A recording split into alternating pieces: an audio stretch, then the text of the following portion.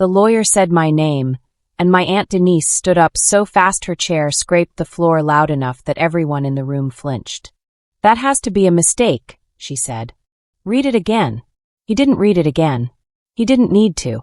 Walter Higgins had been my grandmother's attorney for 30 years, and in 30 years I don't think anyone had ever accused him of misreading a will. He just looked at Denise over the top of his glasses, the way you'd look at someone who already knows the answer and is asking anyway, hoping the question itself might change it. "There's no mistake, Denise." I was holding an envelope with my name written on it in my grandmother's handwriting. I hadn't opened it yet. I didn't even remember picking it up off the desk.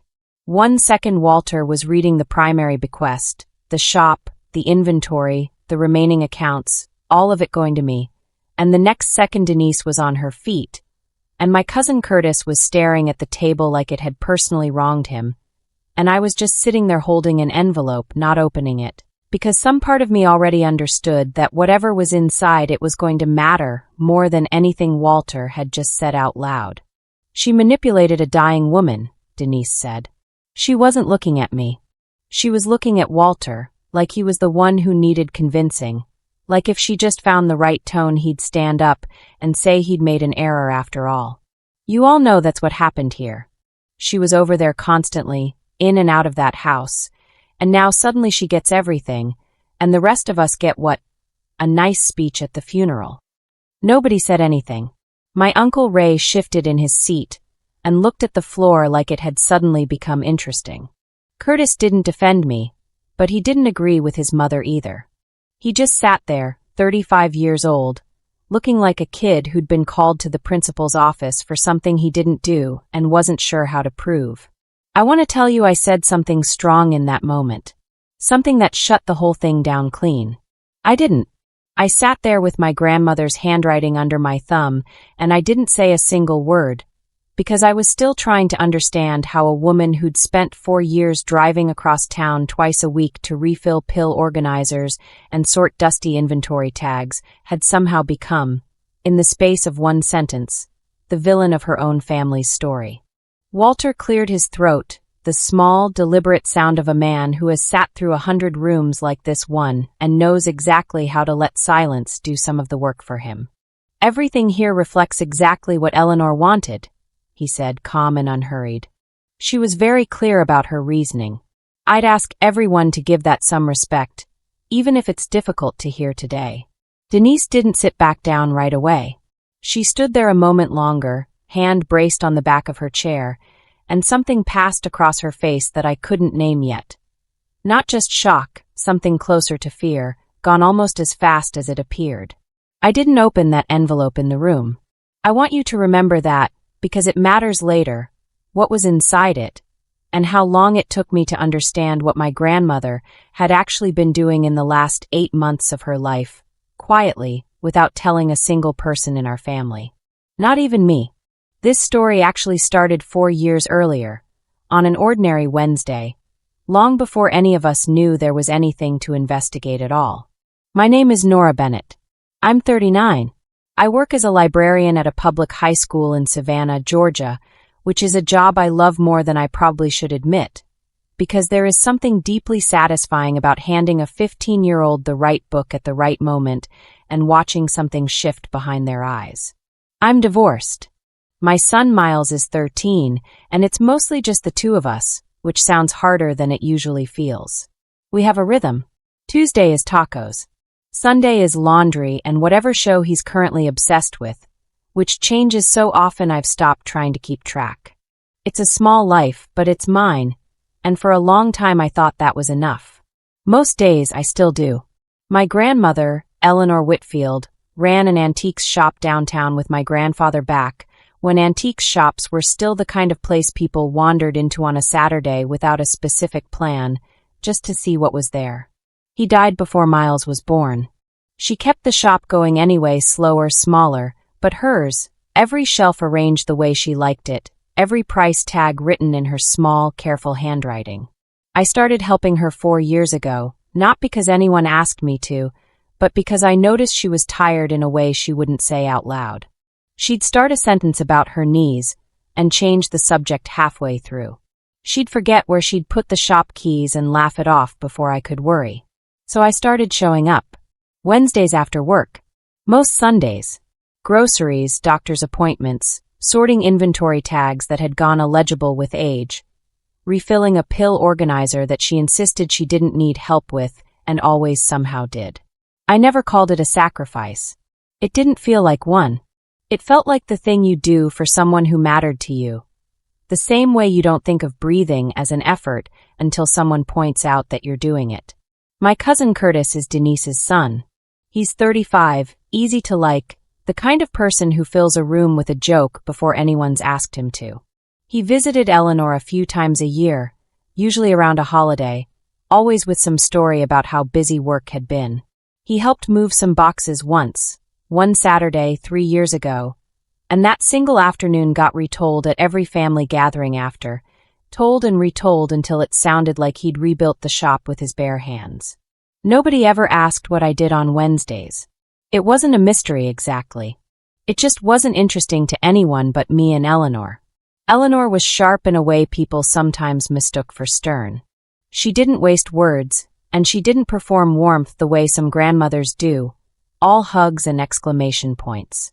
Hers came out sideways, in the way she remembered exactly how I liked my coffee, in the way she'd set aside a chipped teacup she knew I loved before it ever made it to the sales floor, in the way she asked about Miles's science fair project 3 weeks after I'd mentioned it once, like she'd been thinking about it the whole time.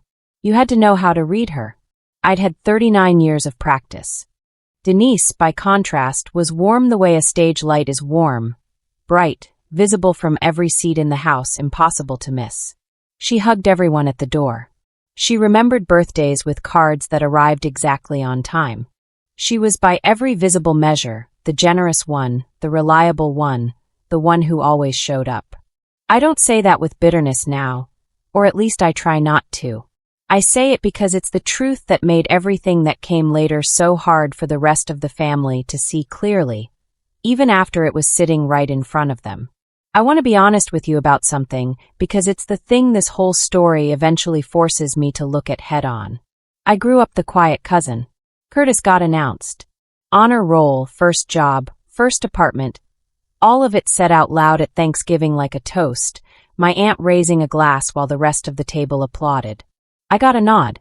Maybe a "that's nice, honey," said while someone was already reaching for the mashed potatoes.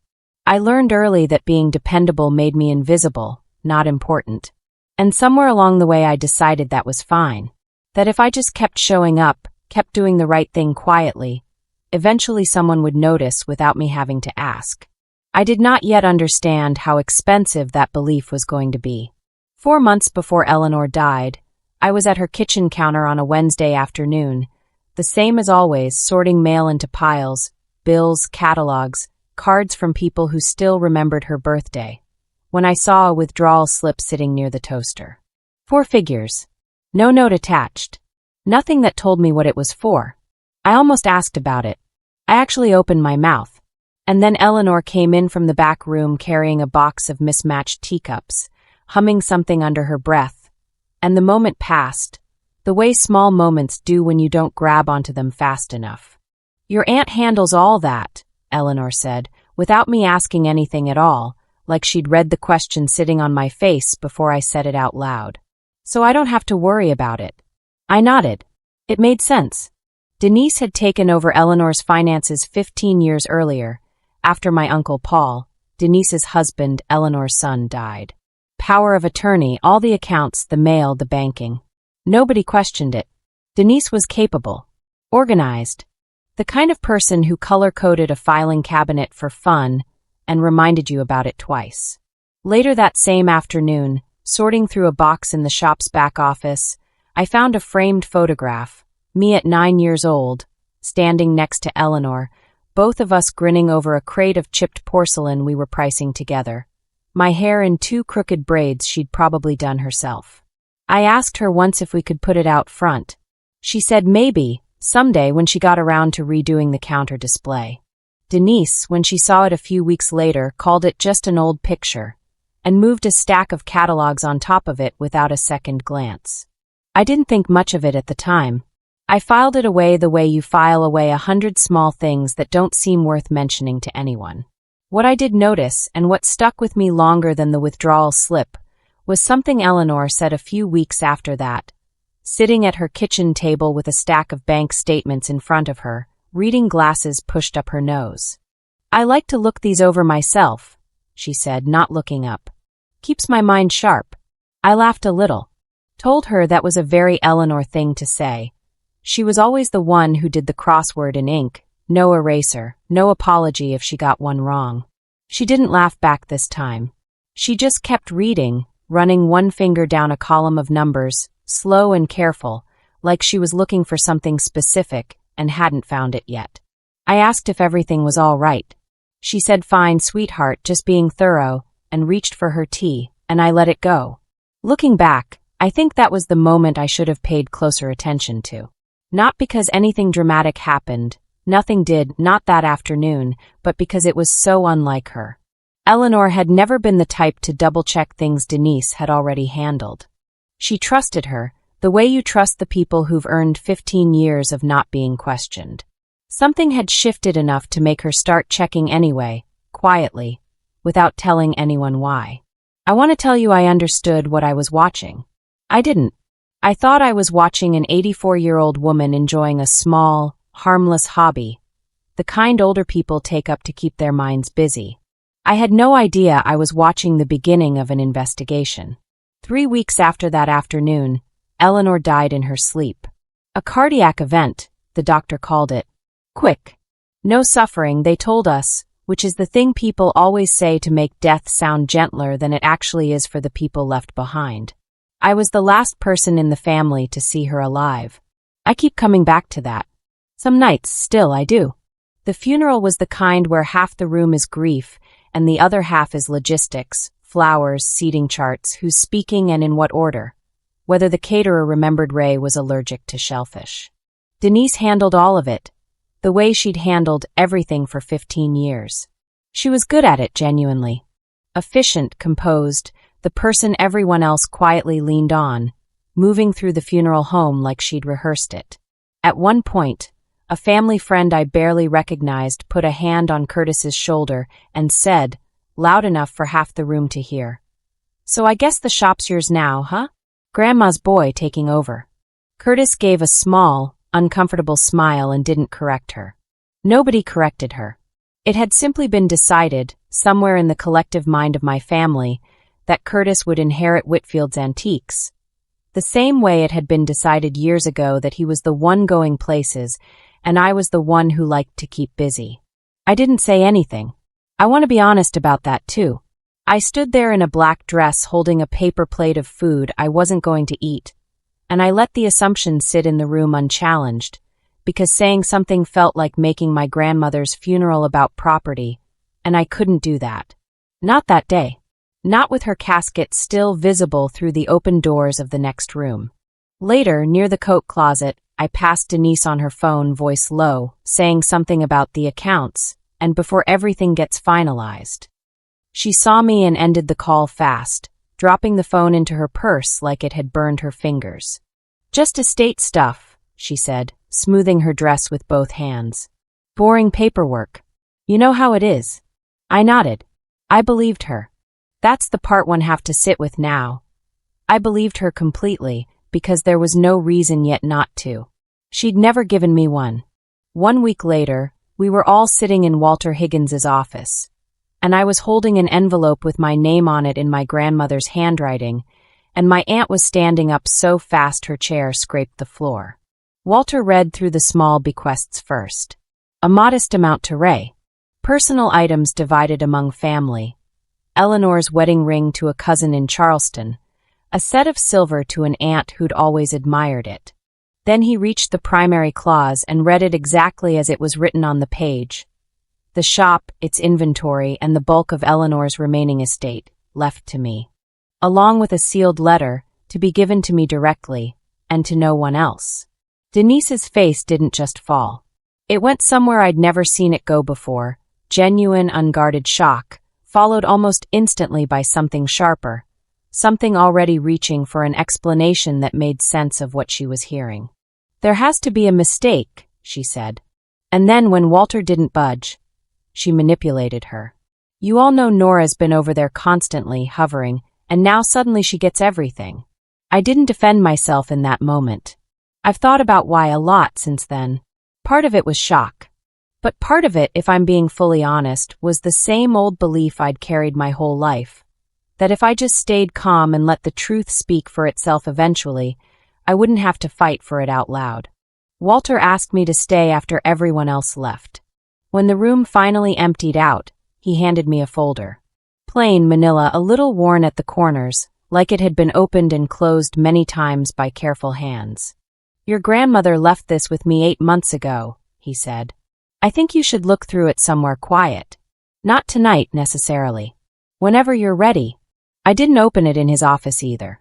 I put it in my bag next to the envelope, and I drove home with both of them sitting on the passenger seat like they were waiting for me to be ready. The night after the will reading, Denise called everyone to her house. I almost didn't go. Miles asked if I wanted him to come with me, offering in that quiet, protective way 13-year-olds sometimes surprise you with, and I told him no, this was one I needed to do alone, though I wasn't entirely sure what this was yet. Denise didn't accuse me again, not directly. She didn't have to. She spent the evening talking, unprompted, about everything she'd sacrificed for this family. 15 years managing Eleanor's finances without being paid a formal cent. 15 years of appointments and paperwork and phone calls nobody else wanted to make. 15 years of being the one everyone called when something needed handling. She wasn't lying about any of it. That was the strange part. Every fact she said was true. It was the shape she built around the facts that wasn't. My cousins nodded along, refilling their wine, murmuring agreement. An aunt patted Denise's hand and said something about how unfair it all was, how some people just don't appreciate what's done for them. Curtis sat across the room, not meeting my eyes, picking at a paper napkin until it came apart in shreds in his lap. I left early. Nobody stopped me. I drove home with the windows down even though it was cold, because I needed the air to make my head feel less crowded, less full of things I hadn't said. That night, after Miles was asleep, I sat at my kitchen table and finally opened Walter's folder. Inside were bank statements. A lot of them going back nearly a year, and in the margins, in handwriting I would have recognized anywhere, there were small notes. Question marks next to certain withdrawals. Dates circled twice, hard enough that the pen had almost torn through the paper. Nothing dramatic. Just quiet, careful attention. The kind you'd give something you were trying very hard to understand without alarming anyone around you. I didn't understand what I was looking at yet. I just knew it wasn't nothing, and I sat there long after midnight with a cold cup of tea, turning pages I didn't fully understand. A week later, at a cousin's house for a low-key family dinner, Curtis's 14-year-old daughter mentioned, completely without malice, that she'd overheard her grandmother, Denise, describing me as someone who was always hovering around Grandma Eleanor's money. She said it the way kids say things, easily, without weight, passing along information she didn't know was a knife, sandwiched between a comment about a TV show and a question about dessert. Curtis went pale. Denise, a few feet away, suddenly found something very interesting in her wine glass. I excused myself to the bathroom and sat on the edge of the tub for a full minute before I trusted my face enough to go back out and finish the evening like nothing had happened.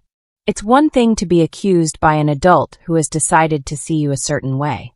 It's another thing entirely to hear a 13-year-old repeat it back like a fact of nature, something everyone already agrees on, something so settled it's made its way into casual dinner conversation. That night I called Priya, my closest friend, the person I've worked next to at the library for 6 years and told nearly everything to, the one who always knows when my voice sounds different than usual, even over the phone. You need to say something, she said. Not eventually. Soon. Say what? I don't even know what's actually happening yet. That's exactly why you need to find out. You're the one who noticed the folder, Nora. You're the one who noticed the account slip on the counter a year ago. You already know how to pay attention. You just haven't let yourself trust it.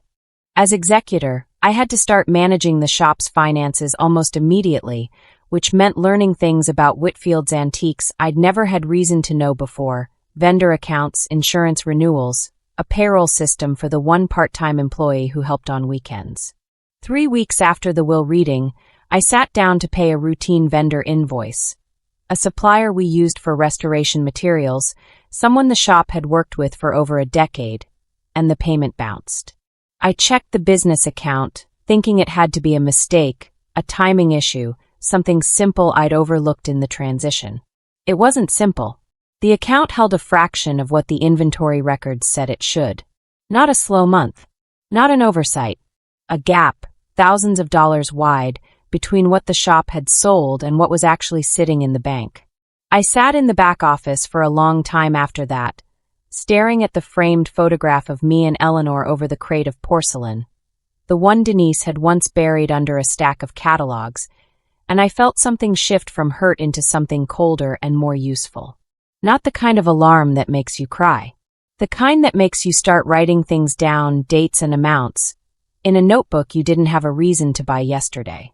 I called the bank first, before I called anyone else, sitting on the floor of the back office with the phone against my ear, and a stack of inventory receipts spread out in front of me like evidence in a case I hadn't decided to open yet.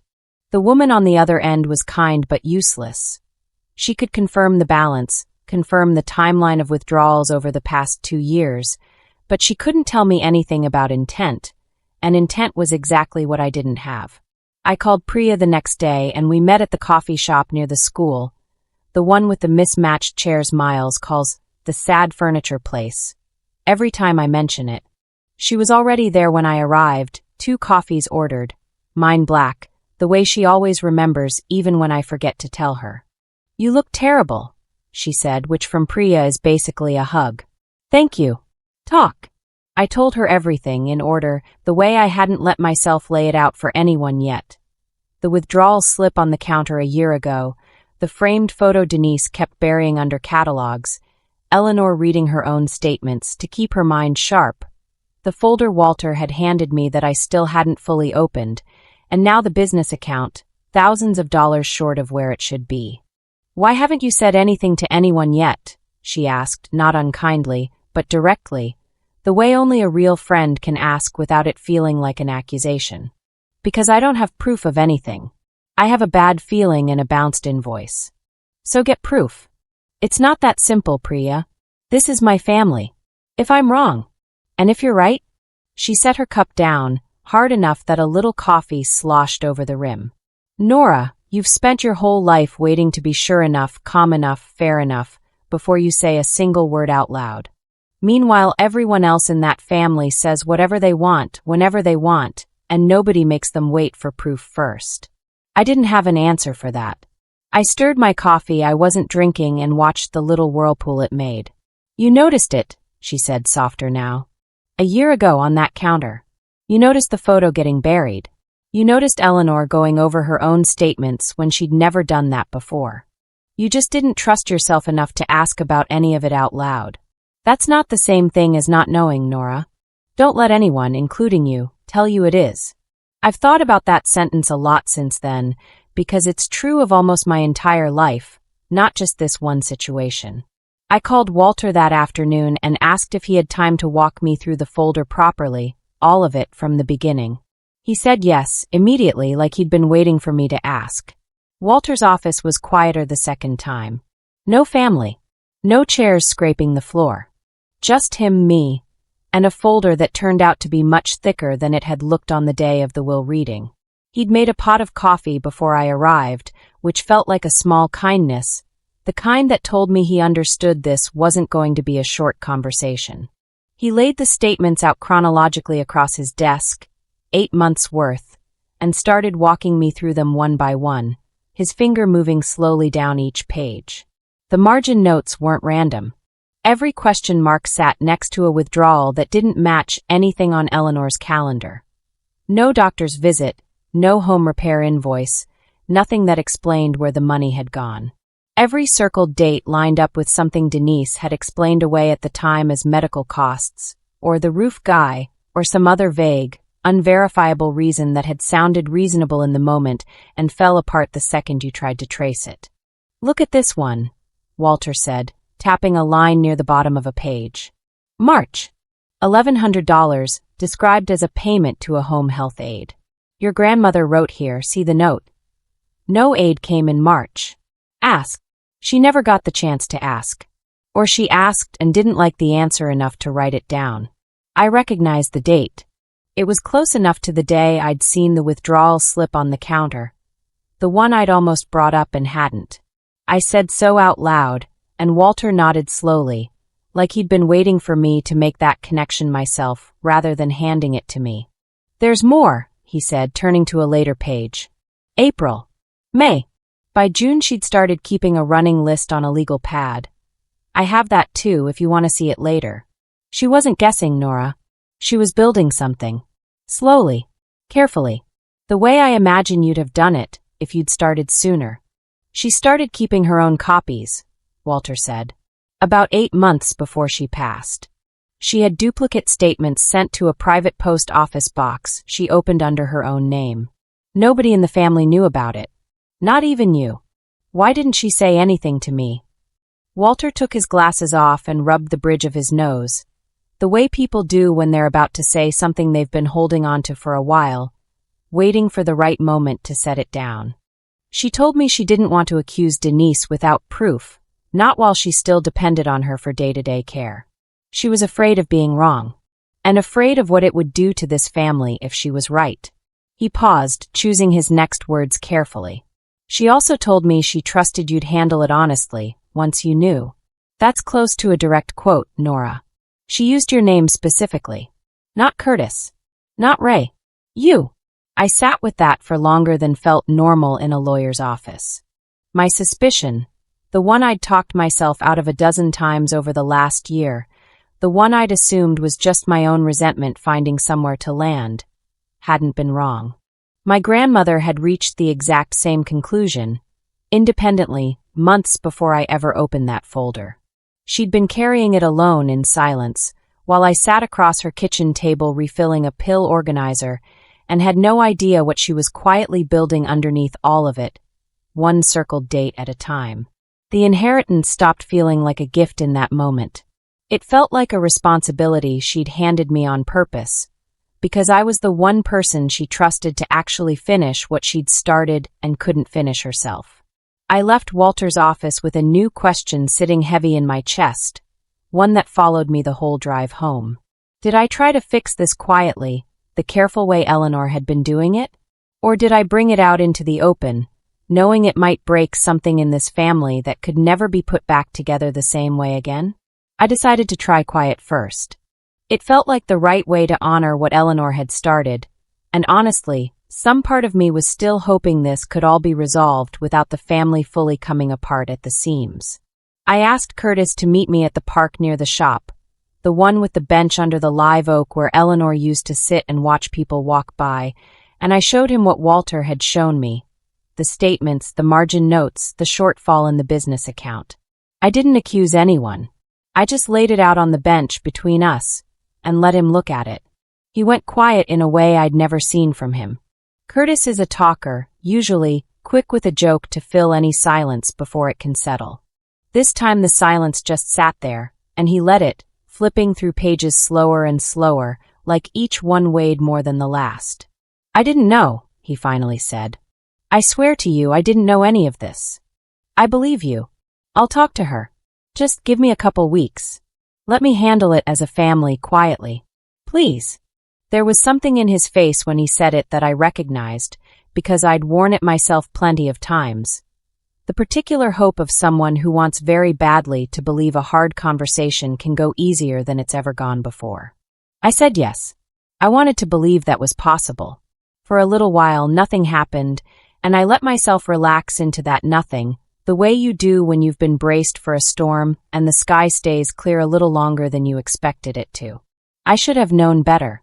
Quiet, in this family, usually just means someone is managing the story before you get the chance to tell it yourself. 2 weeks later, Curtis called me, apologetic, uncomfortable, telling me his conversation with Denise hadn't gone the way he'd hoped. She'd told him the withdrawals were informal repayment. Money she felt entitled to after 15 years of unpaid labor. Not theft, just fairness she'd never bothered to ask permission for. And Curtis, uncomfortable with conflict the way he's always been, had let it drop rather than push further, the way I think he'd always let things drop with her. "I'm sorry," he said, his voice tight over the phone. "I should have done more." "I know," I said. "Me too." I didn't say what I was really thinking, which was that I understood exactly why he'd let it drop. I'd spent my whole life doing the same thing, choosing the version of peace that cost me something quiet and invisible rather than the version of truth that might cost me something loud. I didn't blame him for it. I just recognized it, the way you recognize your own handwriting in someone else's letter. Around the same time, I started hearing things secondhand, a cousin mentioning carefully, almost apologetically, that Denise had been telling people at a recent family gathering, one I hadn't been invited to, that I was trying to destroy her reputation over misunderstandings. That I'd apparently never expected to inherit anything, and was now bitter about people questioning it, poking around in things that weren't my business. None of it was true. All of it was working quietly, one conversation at a time, in rooms I wasn't in. That same week, on a Tuesday that had nothing to do with any of it, Miles and I made dinner together the way we do most weeks. Him chopping vegetables badly and confidently, me pretending not to notice the uneven pieces. He asked how the shop was going, the way he'd started asking more often since Eleanor died, like he was keeping tabs on me without wanting to make it obvious. "Complicated," I told him. "Family stuff. Is it about Aunt Denise?" I looked at him, surprised he'd put that together on his own. "Why would you think that?" "Because you get quiet a specific way when it's about her. Not sad quiet. Thinking quiet." He said it like it was obvious, sliding the cutting board's contents into the pan without looking up. "It's fine, you don't have to tell me. I just notice things." "You get that from somewhere," I said. "Yeah," he said. "You." It wasn't a big moment. There was no music behind it, no dramatic pause. Just my son, 13 years old, noticing me the way I'd spent my whole life hoping someone eventually would, and doing it so casually he didn't even realize what he'd given me. I let myself have that dinner without thinking about Denise once more that night. I decided to go to Denise directly. Not through Curtis. Not through Walter. Just the two of us in her kitchen on a Tuesday evening, because I wanted to give her one real chance to make this right without lawyers or documents forcing her hand into it. She made coffee. Neither of us drank it. It sat between us going cold while we talked, 2 mugs steaming and then not steaming, untouched. I laid out the dates and amounts as calmly as I could manage, matching them against Eleanor's own notes, matching them against the shop's business records. I didn't raise my voice. I'd promised myself I wouldn't, no matter what she said. Denise listened to all of it without interrupting, which somehow made it worse, because it meant she wasn't surprised by any of it. Not one number caught her off guard. "I borrowed that money," she finally said. "I didn't steal it. There's a difference." "Denise." 15 years, Nora. 15 years of appointments and phone calls and paperwork nobody else wanted to touch. And I never once asked for $1. You want to sit there and act like I did something monstrous because I finally gave myself a little of what I was owed. That's not your decision to make alone. That's the whole point. You of all people should understand that, she said, and her voice softened in a way that felt almost gentle, almost like she believed she was being kind to me. You did years of thankless work too. Nobody paid you either. Don't tell me you never once thought you deserved something for it. I didn't say anything for a moment because the terrible thing was, she wasn't entirely wrong about that part. I had thought it, quietly, late at night, more than once, folding laundry or driving home from Eleanor's, some small resentful voice wondering when anyone would notice. The difference that actually mattered, was that I had never once let myself act on it without asking. I did think that, I told her. And I never touched a cent that wasn't mine. That's the whole difference, Denise. That's the entire difference between what you did and what I've been doing for 4 years. She didn't have an answer for that. She just looked at me, and for the first time since the will reading, I understood something clearly. She wasn't confused and she wasn't ashamed. She genuinely believed she'd been fair. And she was never going to correct this on her own, not without something forcing her hand. I drove home that night with a strange, settled kind of grief, not for what Denise had done, but for the version of this conversation I'd hoped for and wasn't going to get, no matter how carefully I'd asked for it. I went back to Walter and told him I was ready to formally document the shortfall through the estate's accounting process. Not a lawsuit. Not yet, maybe not ever. Just an honest record on paper that couldn't be reshaped by whoever told the story most confidently at the next family dinner. We scheduled a meeting to close out the estate accounting properly. Curtis was invited as a courtesy, since he'd have questions about how it would affect the family going forward. Denise was not invited. She showed up anyway. I found out later that Curtis had mentioned it to her, not meaning any harm by it, just talking the way people do without thinking about who's listening on the other end of a casual phone call. She arrived at Walter's office 15 minutes into the meeting, coat still on, purse gripped tight against her side, and the temperature in the room dropped the second the door opened. "You're trying to humiliate me," she said, before anyone had said a single word to her. "In front of a lawyer. For money I earned." Walter, to his credit, didn't raise his voice either. "Denise, this is a scheduled meeting regarding the estate. You're welcome to sit, but I need to ask you not to interrupt the process." She sat. She didn't stop talking entirely, but she sat, and I watched Curtis watch his mother in a way I'd never seen before. Not defending her, not agreeing with her, just watching, like he was finally seeing something he'd spent his whole life politely looking past without noticing he was doing it. "You could have come to me," Denise said, quieter now, her coat still buttoned, like she hadn't decided yet whether she was staying. "Family to family. Instead of all this." She gestured vaguely at the folder, the desk, Walter's careful legal pad. "Papers. Like I'm some kind of criminal." "I did come to you," I said. "In your kitchen. I gave you the chance to explain it, and you did. You told me you felt entitled to it. That's not a misunderstanding, Denise. That's an explanation I already heard once." She didn't have anything to say to that, not right away. She looked at Curtis instead, maybe hoping he'd step in the way he always used to, smooth things over, make a joke that let everyone off the hook. He didn't. He just sat there, jaw tight, looking at his hands. I confirmed the documented shortfall for the record. I didn't raise my voice. I didn't look at Denise while I said the numbers out loud. Not because I was avoiding her, but because the numbers didn't need my face attached to them to be true. They just needed to be said plainly, into a room where they'd be written down. Afterward, in the parking lot, my Uncle Ray, who I hadn't even realized had come, he'd been sitting quietly in the waiting area the whole meeting, caught up with me before I got to my car, hands shoved in his coat pockets. "Eleanor asked me some things a few months before she passed," he said. "Questions about Denise. About the house, some new furniture Denise had bought. I didn't think much of it at the time. I should have asked her what she was really getting at, instead of just answering and moving on. You couldn't have known, Ray. Maybe not. But I could have paid better attention." He put a hand briefly on my shoulder. The most physical affection I think my Uncle Ray has shown anyone in a decade. "I'm paying attention now. For whatever that's worth to you." It was worth more than he probably realized. 2 weeks later, we were back in Walter's office, the same room as the will reading.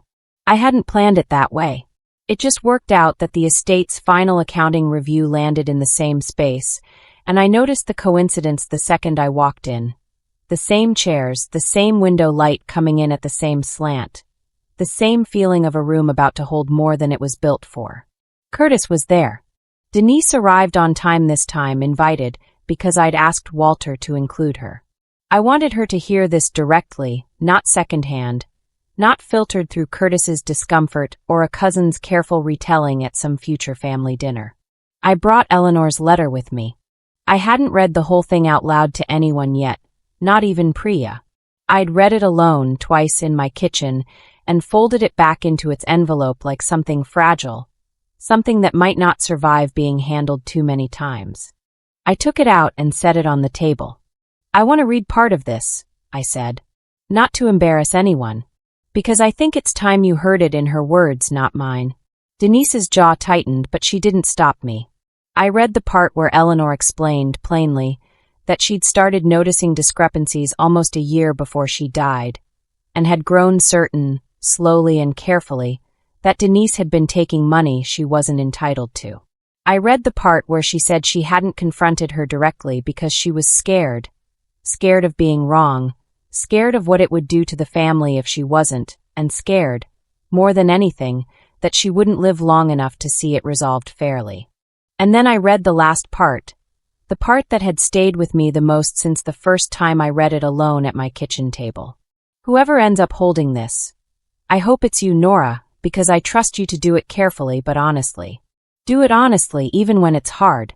I never could. I spent my whole life keeping the peace in this family, and I'm not sure it ever actually protected anyone.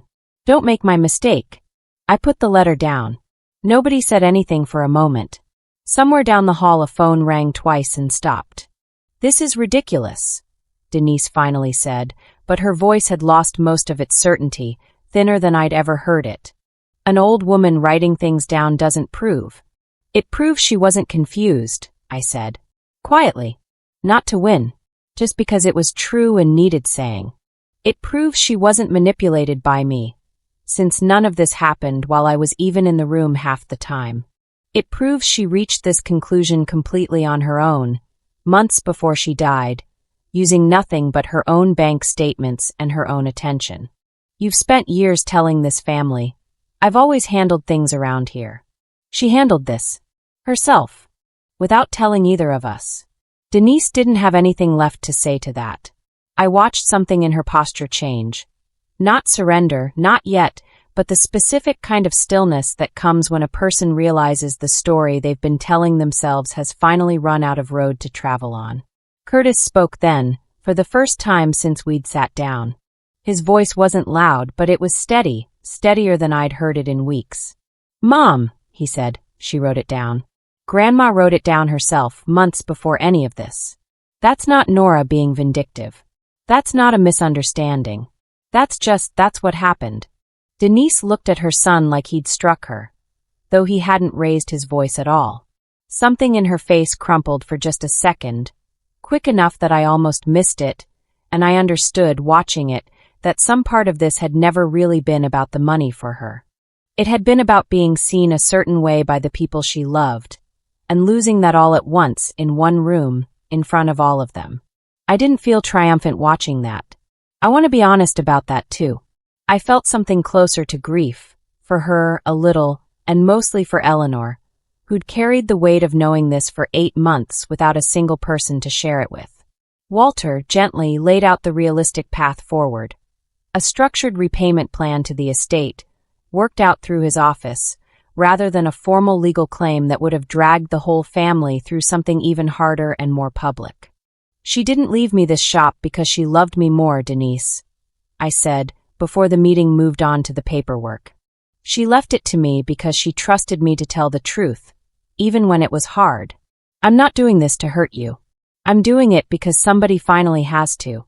Denise agreed to the repayment plan.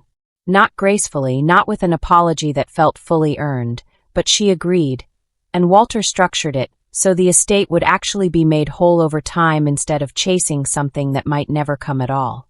Curtis started showing up at the shop most Saturdays after that, learning the inventory system from scratch, the way he probably should have years earlier. The first time he thanked me, really thanked me, not the easy, charming version of gratitude he was good at handing out. He stumbled over the words so badly it almost made me laugh out loud. I took a lot for granted, he said, staring at a box of unlabeled porcelain instead of at me, turning a chipped teacup over in his hands like it might tell him what to say next. I didn't even realize how much until I actually had to learn what all this took. The appointments.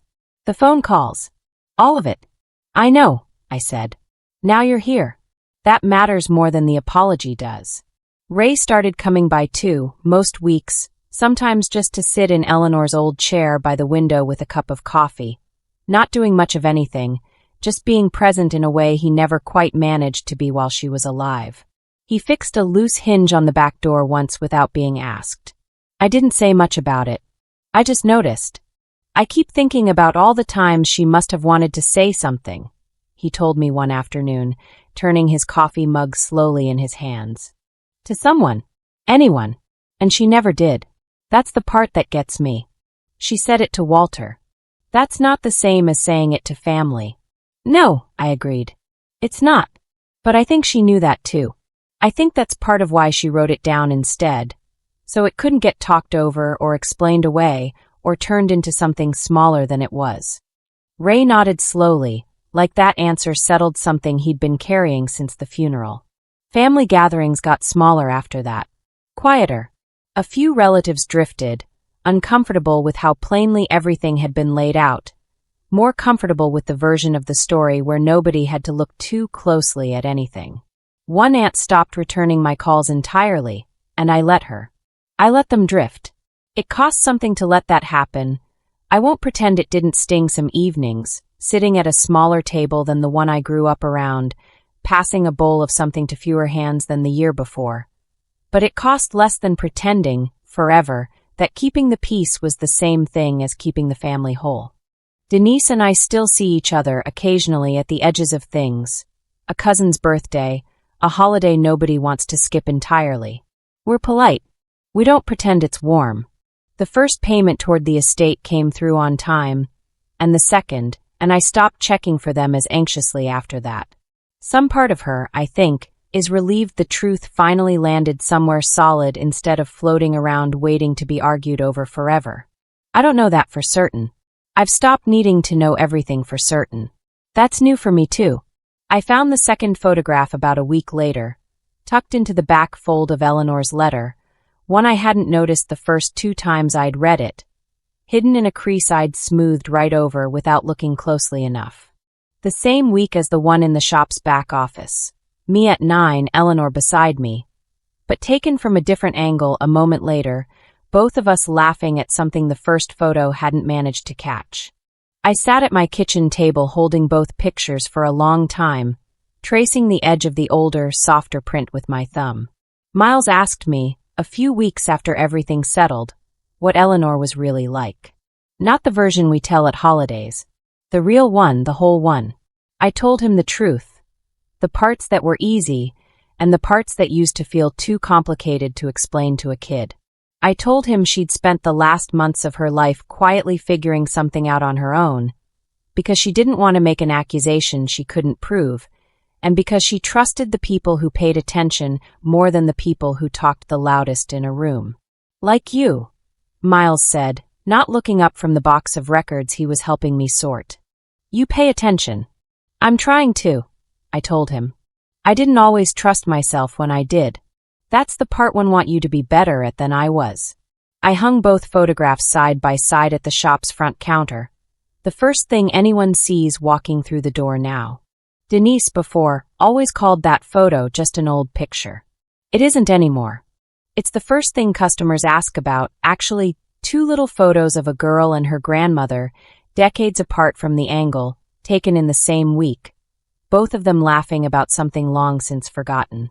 Priya came by one evening while I was closing up, and we sat on the front step with coffee going cold in our hands, the way we used to do outside the library between classes, watching the street go quiet as the shops around us shut their lights off one by one.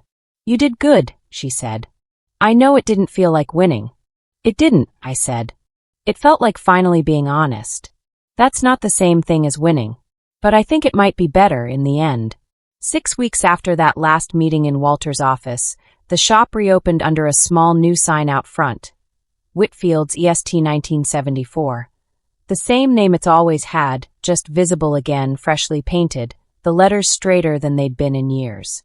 Denise's repayment continues, quiet and unremarked upon at the family gatherings that still happen, smaller now, more honest, without the performed warmth that used to paper over everything underneath it. Curtis spends most Saturdays here, learning the business properly, texting me pictures of things he's found in the back room he's not sure how to price. Ray stops by most weeks to sit in Eleanor's old chair near the window, sometimes talking, sometimes not, always welcome, always offered the good mug. Miles does his homework some afternoons at the same back desk where I used to sort inventory tags with Eleanor 30 years before he existed. He asks me things sometimes about her, about all of it, and I answer honestly now, including the parts that used to feel too complicated to say out loud in front of a kid. One evening, closing up alone, I found myself rereading Eleanor's letter again. Not out of grief this time. Something steadier than that. A kind of quiet confirmation that being seen, in the end, mattered more than being chosen loudly ever could have. I locked the front door, and through the glass, the two photographs at the counter caught the last of the evening light. Young Nora, old Eleanor, laughing about something neither of us can quite remember anymore. Outside on the sidewalk, Miles was waiting for me, already talking about his day before I'd even finished turning the key, some story about a friend and a science project that I only half caught through the glass. Some nights, closing up, I catch myself waiting for the old feeling to show up, the one that used to whisper that none of this counted unless someone else said so out loud. It doesn't come as often now. Most nights it doesn't come at all. I think that's what people mean when they talk about healing, even though nobody ever tells you it looks this small and this quiet when it actually happens. No dramatic before and after. Just a Tuesday where you realize you didn't need anyone's permission to know your own worth, and you didn't even notice the exact moment you stopped needing it. I used to think being useful was the same thing as being loved. I know now those are two different things, and you can spend a whole life confusing them if nobody ever tells you otherwise. Nobody told me. My grandmother didn't tell me either, not in words. She just made sure, in the end, that someone finally would. She never once said it out loud, she just made sure, in the end, that someone finally would.